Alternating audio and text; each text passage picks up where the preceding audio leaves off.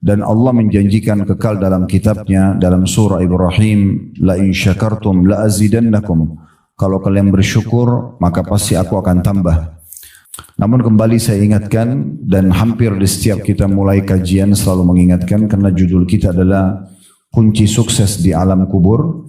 Maka kuburan adalah sebuah tempat yang harus kita lewati semuanya.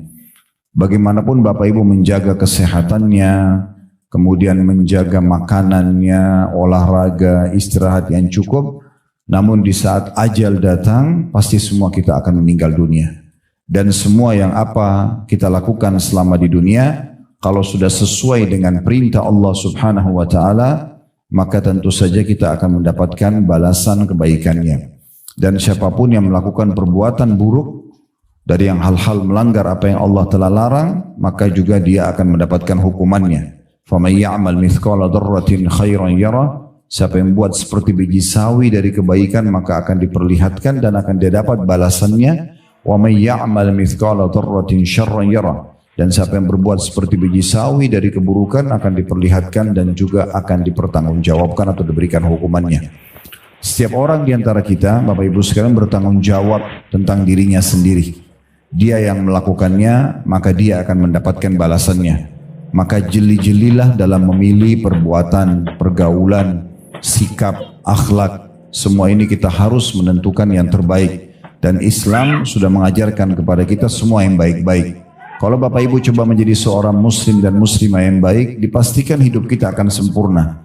Karena yang diperintahkan adalah jujur, amanah, tanggung jawab, bakti sama orang tua, senyum, bersedekah, semua baik-baik. Dan semua dijanjikan dengan balasan-balasan yang sempurna. Semua punya keutamaan. Bahasa ceramah kita punya fadilah. Jadi nggak ada ruginya kita mengerjakan perintah-perintah agama tersebut karena semuanya baik. Apapun yang agama perintahkan, maka Allah membuat manusia menyukainya. Kita akan suka bergaul dengan orang jujur, orang yang murah senyum, orang yang dermawan, orang yang soleh kalau bahasa ringkas agama kita, dan solehah. Maka pasti kita akan merasa nyaman karena kita yakin tidak akan ditipu oleh dia, kita tidak akan disakiti karena orang ini tahu tentang hukum Allah Subhanahu wa taala. Dan ini kita tidak masuk dalam bahasan kita kalau ada kasuistik ya. Misal Bapak Ibu pernah bertemu dengan satu orang di pengajian lalu dia menipu, nggak boleh dipukul rata karena itu dia sendiri, dia pribadi. Umumnya majelis ilmu seperti ini, masjid, rumah Allah, orang yang menutup aurat dengan baik, itu adalah orang-orang yang baik. Karena tidak mungkin orang mau lowongin waktu duduk ya, sekian lama, sekian jam untuk mendengar, menutup aurat, berhati-hati dalam pendapatan dia di luar sana, kecuali memang karena dia takut kepada Allah Subhanahu wa taala dan dia ingin selamat dari siksa kubur, dari hisab hari kiamat dan masuk neraka. Jadi kalau ada satu dua orang yang salah, itu jangan dijadikan sebagai tolok ukur. Karena memang ada juga sebagian orang yang betul-betul memang tidak ada iman dalam hatinya, dia jadikan majelis ilmu, masjid sebagai tempat untuk menipu, sebagai tempat untuk melakukan pelanggaran-pelanggaran agama, dan itu tidak bisa dijadikan tolok ukur. Karena memang di masa Nabi Muhammad SAW sendiri memang ada orang-orang yang menjadi orang munafik dan ada juga orang yang menjadi pelaku maksiat. Dan di masa Nabi SAW ada pezina yang dicambuk dan dirajam, ada pencuri dipotong tangannya, ada pembunuh dihukum mati, ada juga pelanggar-pelanggar. Tapi mereka tidak bisa dijadikan sebagai tolok ukur kalaupun mereka masuk di komunitas yang baik ya. Begitu juga teman-teman sekalian, orang yang melakukan dari keburukan-keburukan, Allah buat di mata manusia dibenci. Pasti kita tidak nyaman bergaul sama pembohong, orang yang kasar, orang yang suka menipu. Sekali aja kita tahu dia punya sifat buruk itu, maka mungkin kita sudah menjauh dari dia.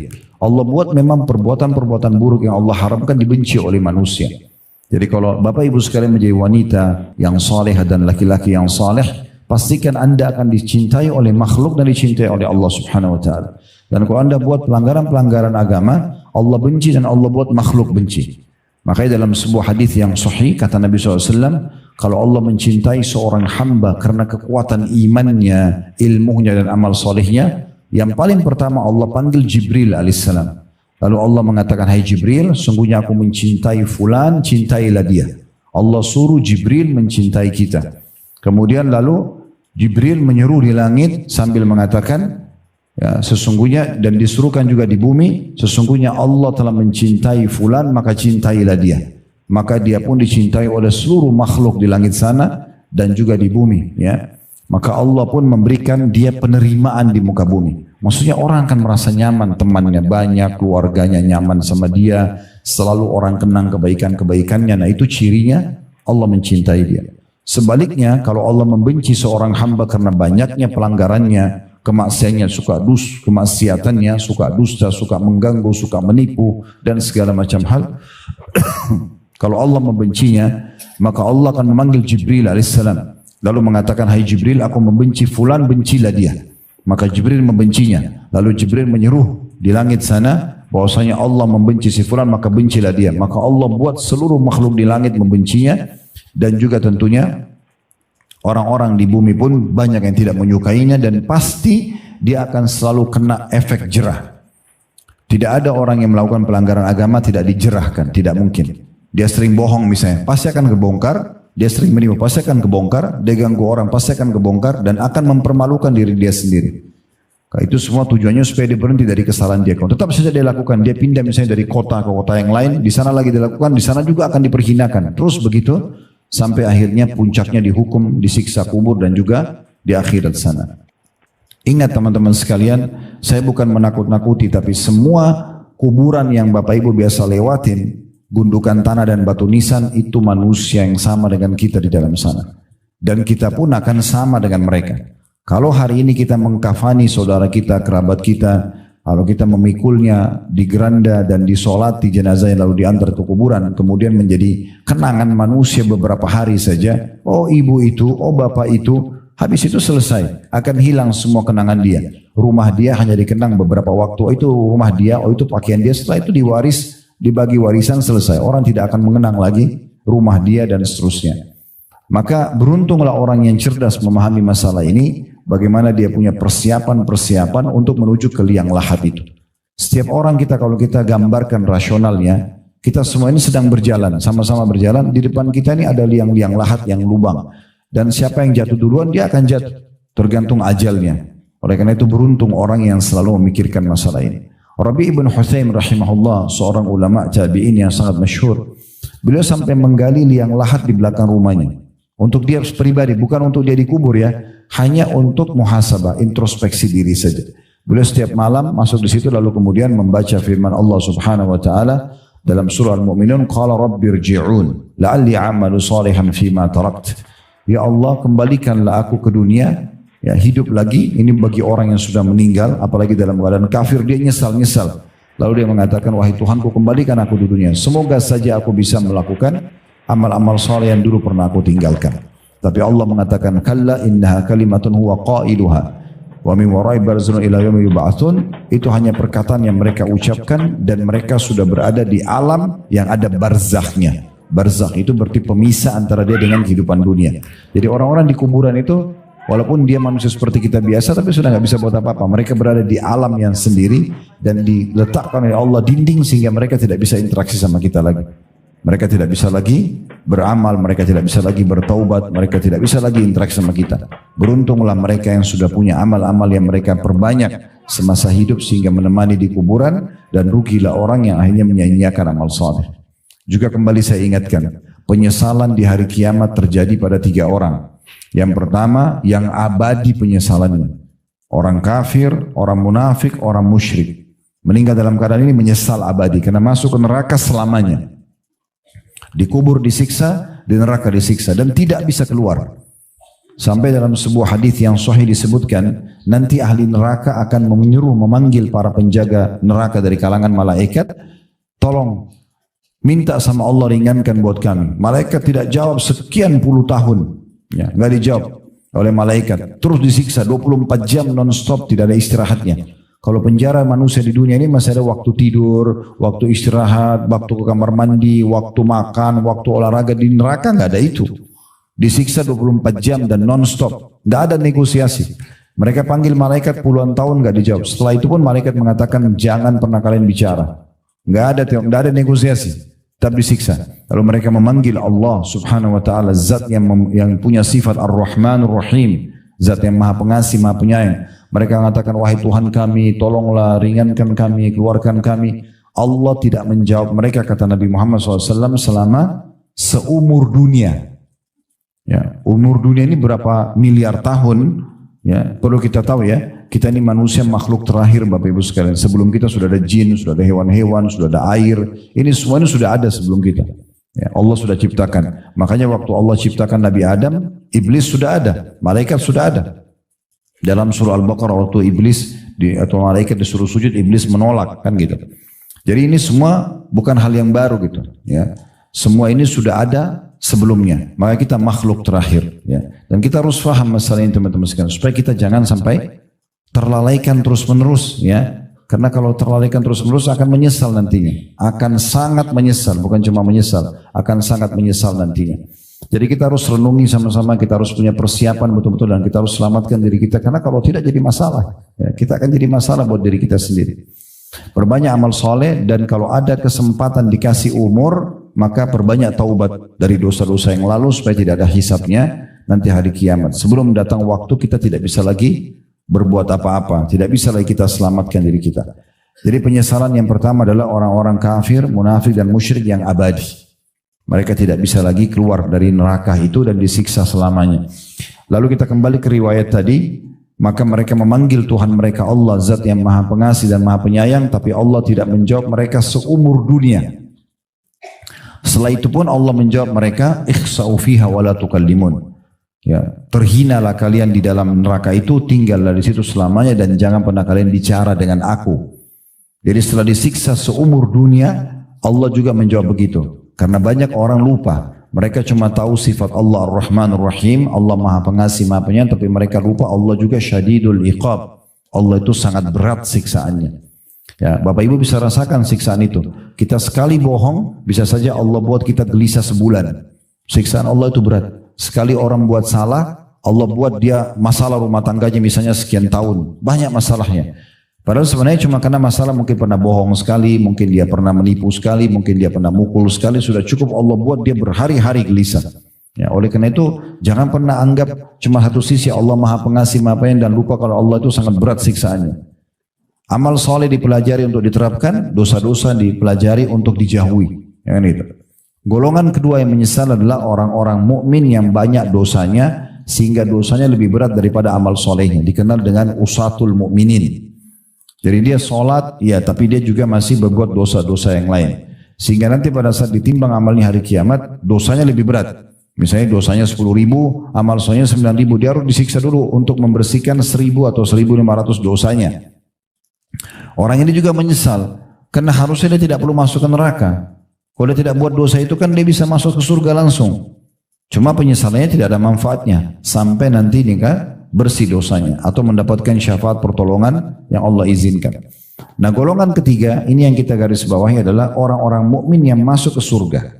Mereka enggak masuk neraka, mereka masuk surga dari awal.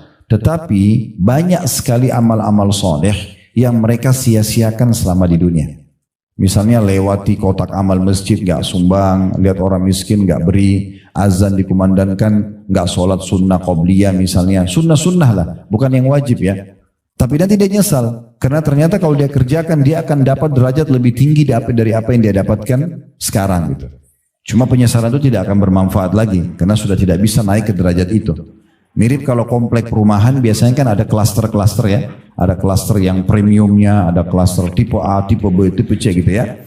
Nah bisa saja orang yang cuma mengerjakan amal wajib misalnya dia di klaster B misalnya. Atau di klaster C. Klaster yang di atasnya itu lebih mewah, lebih bagus fasilitasnya. Tapi itu khusus orang yang menggabungkan wajib sama sunnah. Dia nggak bisa lagi dapat itu. Nah, pertanyaan sederhana, kenapa Bapak Ibu nggak mau sholat sunnah? Apa masalahnya? Waktunya juga toh kita akan lalui daripada duduk, sholat aja duha. Daripada hanya duduk atau aktivitas biasa sambil berzikir pagi.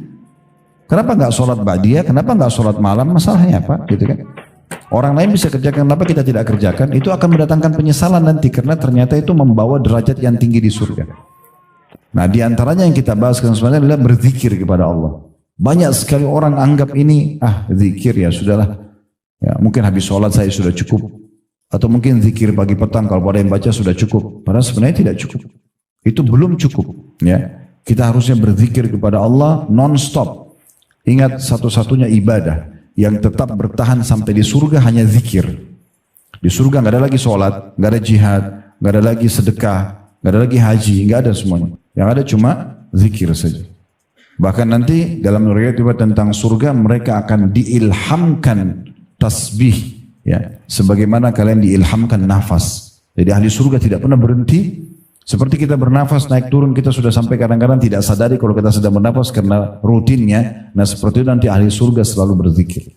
Nah orang yang suka berzikir di dunia maka akan lebih mempermudah dia juga mendapatkan derajat yang tinggi di surga, dan akhirnya dia juga lebih mudah berzikir kepada Allah di sana nantinya. Baik, di halaman 23 saya akan bacakan dulu dalil yang diangkat oleh penulis, sebuah hadis saja. Nanti baru kita insya Allah lanjutkan dengan syarah dan penjelasan lebih jauh, yaitu kunci sukses yang keenam, selamatkan dari siksa kubur, berzikir atau mengingat Allah. Disebutkan hadis dari Mu'adz bin Jabal. Mu'adz bin Jabal radhiyallahu anhu, dia mengatakan, "Ma'amila adamiyun amalan anjalahu min azabillahi min dzikrillah." Terjemahannya, tidaklah seorang anak Adam melakukan satu amalan yang lebih menyelamatkannya dari azab Allah dibandingkan zikir pada Allah. Itu hadis ada footnote di bawah, diriwayatkan oleh Imam Malik, Tirmidzi dan Ibnu Majah. Hadis ini ya memberikan gambaran kepada kita teman-teman sekalian bagaimana agungnya zikir itu. Sampai-sampai ya di sini Mu'adz bin Jabal radhiyallahu mengatakan, pastikan tidak ada sesuatu yang paling cepat dan paling mudah menyelamatkan orang dari siksa Allah kecuali zikrullah. Sebagian ulama mengatakan kalau ada orang pas terjerumus dalam dosa pun kemudian dia berzikir kepada Allah, misalnya dia terbuka pintu interaksi sama lawan jenis, dia mau terjerumus pada zina. Kalau dia sempat ucapin saja astagfirullah, itu tiba-tiba kayak seperti ada tameng itu. Kayak dia muncul rasa takut, dia khawatir, dia bisa tidak lanjutkan. Orang pencuri, orang apa saja, atau mungkin orang lagi duduk gosipin orang, tiba-tiba dia mengatakan astagfirullah, itu satu kali ucapan saya sudah cukup membuat orang jadi hati-hati. Apalagi kalau dia segera berzikir lebih banyak, maka akan membuat dia jauh daripada perbuatan dosa itu. Berarti juga selamat dari hukuman yang bisa datang dari perbuatan dosa tersebut, ya. Jadi zikir ini sangat besar sekali manfaatnya. Baik, karena penulis hanya mengangkat sebuah hadis, maka saya akan coba bacakan untuk Bapak Ibu sekalian dari kitab Sahih At-Targhib Tarhib, ya.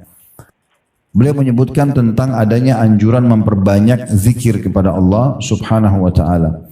Hadis yang pertama dengan sanad sahih dari hadis Abu Hurairah radhiyallahu anhu, bahwasanya Rasulullah SAW bersabda, yaqulullahu ana inda dhanni abdi bi, saya sesuai dengan prasangka hambaku, ya.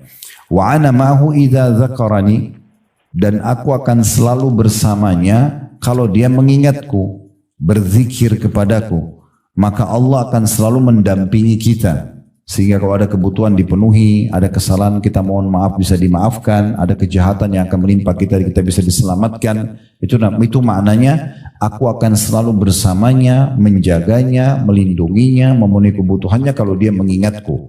Fa in dzakarani fi nafsihi dzakartuhu fi nafsi. Kalau seandainya dia mengingatku di dirinya, maka aku pun akan mengingatnya di diriku, kata Allah. Wa in zakarani fi mala'in zakartu fi mala'in khairin minhum. Kalau dia mengingatku di kerumunan orang banyak, kayak ibu lagi dan bapak sekalian lagi di pasar, lagi di mall, lagi di jalan, tapi sambil berzikir kepada Allah, ya. Maka aku pun akan menyebut-nyebutnya dan mengingatnya di depan kelompok yang lebih baik daripada mereka, maksudnya di depan para malaikat. Allah membanggakan, ini lihat si fulan atau fulana sedang mengingatku, ya. Allah membangga-banggakan di depan para malaikat. Wa in taqarraba ilayya shibran taqarrabtu ilayhi zira'an. Kalau dia mendekatkan diri kepadaku sejengkal saja, aku akan dekatkan diri kepadanya sehasta. Jadi sedikit kita coba dekatkan diri sama Allah kayak begini, 1 jam dengerin ceramah misalnya, udah cukup untuk membuat Allah Subhanahu wa taala mendekatkan diri kepada kita. Ya, sedikit kita berusaha, sedikit kita taubat, istighfar beberapa kali, sedikit kita sholat sunnah misalnya, sudah cukup kita merasa ada kedekatan diri sama Allah. Kayak lebih hati-hati dari pelanggaran, lebih semangat mengerjakan ibadah, maka sejengkal saja Allah sehasta. Dan kata Allah, wa in taqarraba ilaihi dhira'an taqarrabtu ilaihi ba'an. Kalau dia dekatkan diri kepadaku sehasta, ya, maka aku dekatkan diri kepadanya sedepa. Ya, kalau dia sejengkal aku sesiku, kalau dia sesiku aku selengan, gitu ya. Kemudian kalau taqarraba ilayya wa in atani yamshi ataitu harwala. Kalau dia datang kepadaku dengan berjalan, aku akan datang kepadanya dengan berlari kecil. Ya. Jadi maksudnya ini adanya motivasi dari Allah Subhanahu wa taala agar kita banyak berzikir kepada Allah Subhanahu wa taala. Kemudian juga dalam riwayat yang lain dengan sanad sahih, ya, kalau yang pertama tadi itu diriwayatkan oleh Imam Bukhari tentunya ya hadisnya, dan Imam Muslim. Kalau sekarang ini hadis diriwayatkan oleh Ibnu Majah dengan sanad yang sahih dari hadis Abu Hurairah radhiyallahu anhu, beliau berkata, Inna Allah azza wa jalla yaqul ana ma'abdi idza huwa dzakarani wa taharrakat bi syafatahu. Aku akan terus, kata Allah SWT, bersama dengan hambaku bila ia sibuk mengingatku dan kedua bibirnya terus bergerak untuk menyebut namaku. Jadi Allah selalu bersama, maknanya apa tadi? Allah penuhi kebutuhannya, Allah lindungi kalau dia ada masalah yang akan menimpa dia, atau akan memberikan jalan keluar kalau dia sedang menghadapi masalah sendiri. Jadi kalau ada orang mau jahat sama kita, Allah lindungi. Kalau kita lagi ada masalah, sumpah, sedih, kehilangan sesuatu, Allah akan hibur dan menggantikannya dengan cara berzikir saja. Memperbanyak zikir kepada Allah Subhanahu wa taala. Dalam hadis yang lain, coba dengarkan saja hadis ini dan banyak sekali keutamanya. Di antaranya hadis yang sahih diriwayatkan oleh Tirmidzi dari hadis Abdullah bin Busur radhiyallahu anhu, beliau mengatakan anna rajulan qala, ada seseorang pernah berkata kepada Nabi Muhammad sallallahu alaihi wasallam, ya Rasulullah, wahai Rasulullah, inna syara'il Islam qad kathurat alayya. Sesungguhnya ajaran-ajaran Islam sudah banyak sekali. Maksudnya saya ini mau kerjakan yang mana, saya harus pilih dan sudah terlalu banyak, ragamnya banyak. Lalu dia mengatakan, fa akhbirni bi syai'in atashabbathu bihi. Tolong beritahukan kepadaku di antara semua amalan-amalan itu yang mana yang paling aku harus fokus. Tetap kerjakan, tapi kira-kira aku jangan tinggalkan apa? Supaya betul-betul bisa mendapatkan rahmat Allah, dapat pengampunan, bisa selamat di dunia, datang rezekinya, semua masalah yang bisa terpecahkan di akhirat juga selamat. Maka kata Nabi SAW, qala la yazalu lisanuka ratban min dzikrillah. Ya, kalau kau pengen itu, maka jadikan lisanmu agar selalu basah, ya, berzikir kepada Allah Subhanahu wa ta'ala.